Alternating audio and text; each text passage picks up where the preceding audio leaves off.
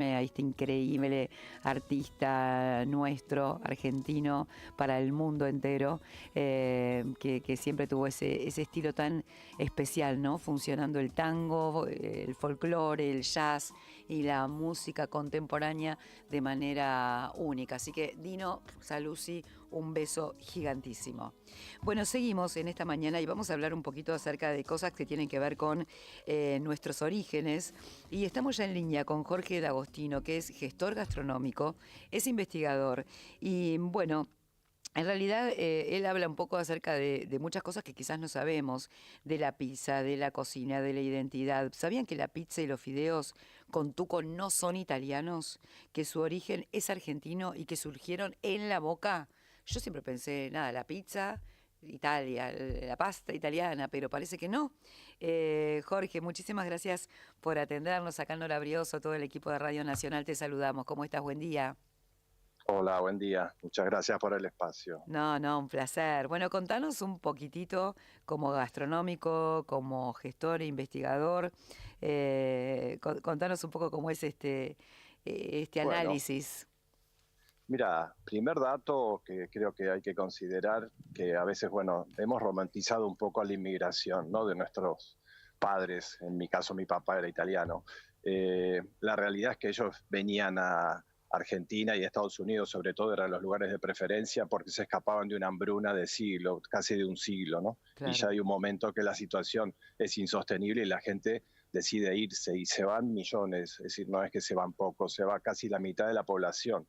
Se calculan 15 millones, algunos hablan de 20 millones de italianos Qué que venían de bárbaro. padecer hambre, de tener un promedio de vida de 30 a 40 años, de comer solo polenta en el norte, algunos vegetales en el sur. Bueno, cuando suenan los barcos ya engordan entre 5 y 10 kilos porque venían con muchos problemas de nutrición. Y bueno, llegar a Argentina, que era el dador de comida, para ellos fue un ascenso social, poder comer bien, comer por primera vez carne en muchos casos. Entonces, esta idea de que ellos venían y nos traían recetas, según el autor Alberto Grandi, que es el que ahora está haciendo un ruido enorme en Italia con sus libros, que es un profesor de la Universidad de Parma, dice, es una vergüenza pensar que llevamos al mundo una cocina, ¿no? Que para él la cocina, por su investigación y fundamenta, se consolida en América, Argentina, Ujú. Estados Unidos, y cuando estos inmigrantes, que desde Argentina vuelve el 40%, vuelven a su tierra, ahí quieren repetir los platos que se han concebido en los lugares donde estuvieron trabajando y viviendo y formando familias, ¿no? Claro. Ah, qué locura pensar 15 millones de personas pasando hambre, recibidas en una tierra donde, donde le da todo, ¿no? Le da esta posibilidad de trabajo, le da posibilidad de alimento, Tal cual. que no hace en generaciones y en la historia de la humanidad es bastante poco tiempo.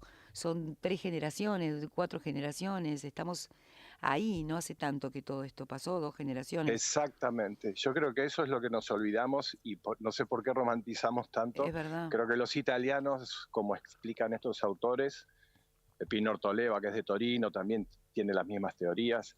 Los italianos empiezan realmente a consolidarse bien recién a partir de los años 60, Claro. cuando vuelven, ¿no? Y también nosotros recibíamos muchos trabajadores golondrina, cosa que hoy vos ves que pasa con los africanos en Europa. Es decir, el 80% de la población italiana era campesina y Sí. casi más del 60% era analfabeta. Por eso cuando nosotros acá escuchamos mi hijo el doctor, en realidad la lectura que hay que hacer es que los estábamos educando, es decir, nosotros hijos éramos educados por los criollos, digamos, y además de darles comida y trabajo, ¿no? A pesar de las dificultades que había acá, de Claro, luchas para comida, obtener descanso en trabajo el y además sí, educación, o sea, y la posibilidad de un ascenso social. Ya el hijo del doctor era como un ascenso, que tenías una vida garantizada de otra manera y no trabajando en el campo, no siendo campesino. También era exacto. un montón, claro, es Sí, si verdad. bien acá hubo muchas luchas para conseguir 2 días de trabajo, 8 horas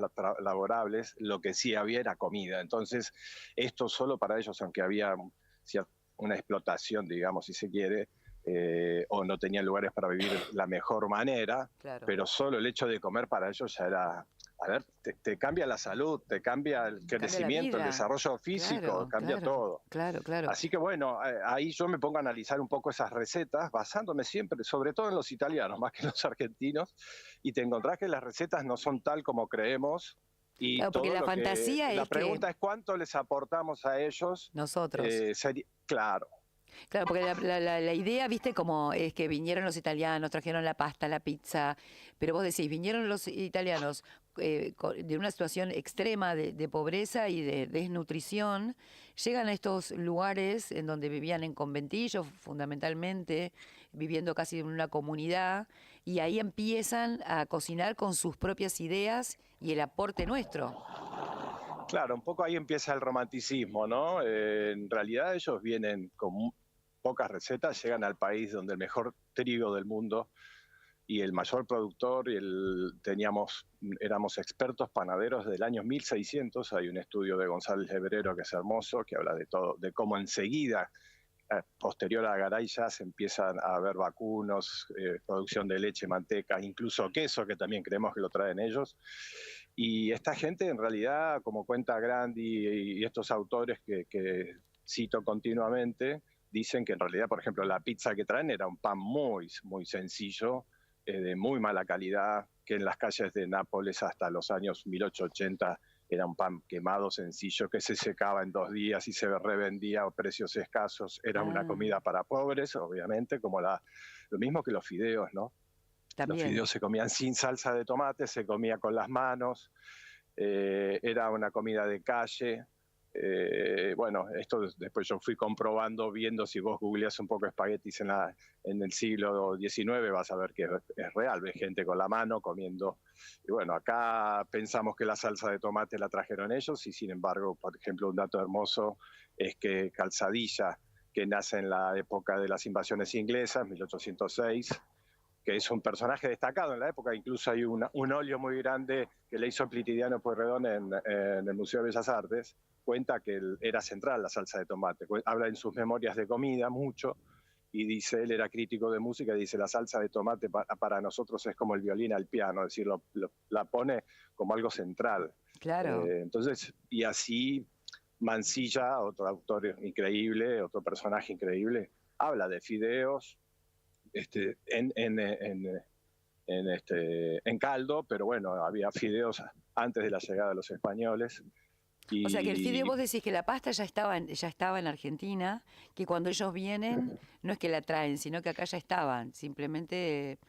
eh, sí, hay un tema, hay cosas que son sencillas y a veces uno se olvida, ¿no? Por ejemplo, mezclar harina y agua y estirarla con un palote. sí, Después la podés servir, la podés freír o la podés hornear, ¿no? Y sí. ahí te sale o una torta frita o un fideo sencillo.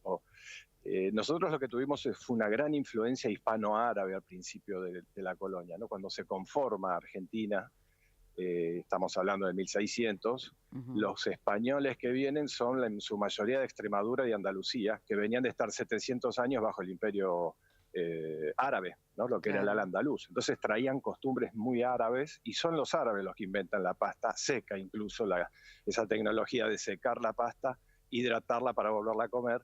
Y esto lo dice Massimo Montanari, que es también un gran estudioso de los platos. Esto de estudiar platos es muy nuevo, en Italia tendrá 10, 20 años, y él explica cómo heredan desde Sicilia, cuando ellos estaban bajo el dominio árabe, heredan la pasta yuta y el tomate, la salsa de pomodoro la heredan, que es un fruto nuestro, ¿no? claro.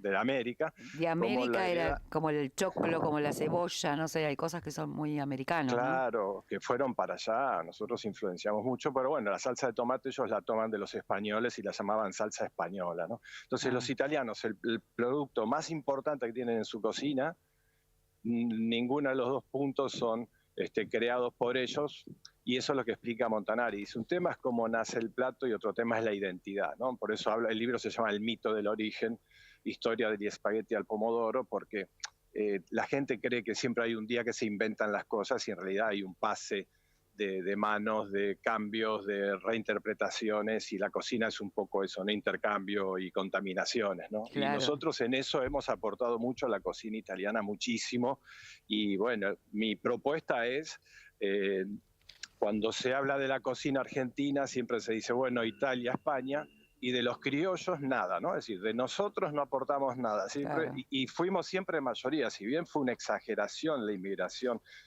en Argentina, por ejemplo, en Estados Unidos siempre fue una minoría, fue mayor número, pero en porcentaje fue del 4%. En Argentina llegó un momento que era el 50% de la inmigración, pero Wow. muy poco tiempo, ¿no? Pero en general estábamos entre el 20%, el 30%, depende así más o menos cómo fue Y vos la que, oleada, pero la claro, mayoría éramos los criollos, ¿no? Y nunca, parece que no intervenimos nunca en la cocina, es es todo verdad. italiano-español. Está toda Italia, España, la pizza y demás. Y vos también estudiaste un poco el fenómeno del asado argentino. ¿Eso es heredado, es nuestro? Bueno, yo lo del asado lo toco en el primer capítulo, porque La Boca, enseguida, la zona del Riachuelo, apenas llega, se instala Garay y determina las cuadrículas de la ciudad, que son las que aún se mantienen, y el centro político donde sigue estando, dice que el Riachuelo tiene que ser una zona de producción de carne y de cultivos, Ajá, y ya los desechos empiezan a estar en el Riachuelo desde esa época, y ahí empiezan a estar los mataderos, claro. que llegan hasta Berizo y demás.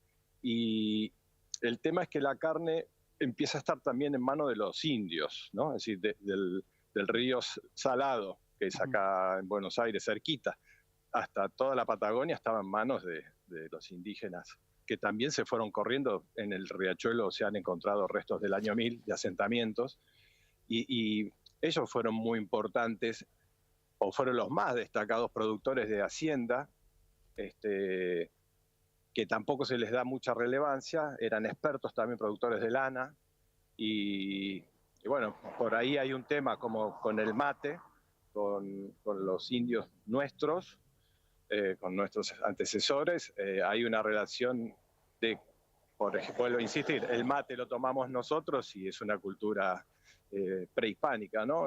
Claro. Y que nos tendría que dar orgullo. Y con la carne, bueno, se sospecha que los españoles no tenían la costumbre de asar, ellos trabajaban más todo lo que era cerdo, y entonces cuando los grupos que estaban acá, que eran muy numerosos, enseguida cuando quedan estas vacas, quedan los caballos, empiezan a utilizar sus conocimientos que usaban con otros animales, con estos animales. Y bueno, pensá que en Argentina hacia finales del 700 había 20 millones de cabezas de ganado, Claro, sueltas, libres, sueltas, libres. sin No, no, dueño. no, era un paraíso, claro. O sea, imagínate Sí. me imagino que venir de esa hambruna y austeridad a ver estas tierras, claramente era llegar al paraíso, ¿no? Y es cierto lo que decís, porque uno, no sé, uno se acuerda, yo me acuerdo, no sé, ir por la ruta 2 y veías vacas y vacas, ganado, ganado, hoy ves alguna, ¿no? También como se diezmó. Qué interesante todo tu trabajo, la verdad, Jorge. ¿Vos estás ahora viviendo en Argentina? Pues estuviste en Barcelona. ¿Estás ahora Sí, viviendo en Argentina o sí? sí, ya no me muevo más, ya hice mis movidas por vivir 5 años en Italia y 10 en España, y bueno, ahora ya Ya no estás veo acá. otro destino. El libro se llama La Boca, Pizza, Cocina, Identidad, ¿no? Es un ensayo, es un libro. Sí, yo lo que hago siempre, que había hecho un libro anterior, que era la historia del alfajor, hace unos cuantos años, lo que trato es de compilar no solo todo lo que es datos, sino también imágenes, ¿no? Entonces el libro de ahora, como el anterior, tiene cantidad de fotos, imágenes, que podés hacer lectura sobre esas imágenes que ves, porque eh, ves platos, bueno, y la fotografía dice mucho, y bueno, un poco va por ahí.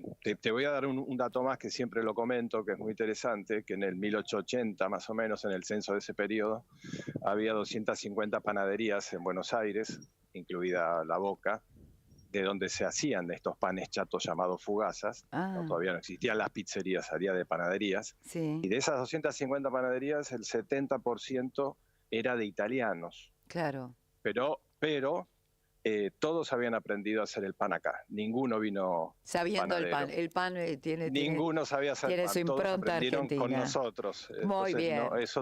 es otro dato también lindo. Reivindicando nuestra cocina. Un placer, Jorge, muchísimas gracias por todo tu trabajo.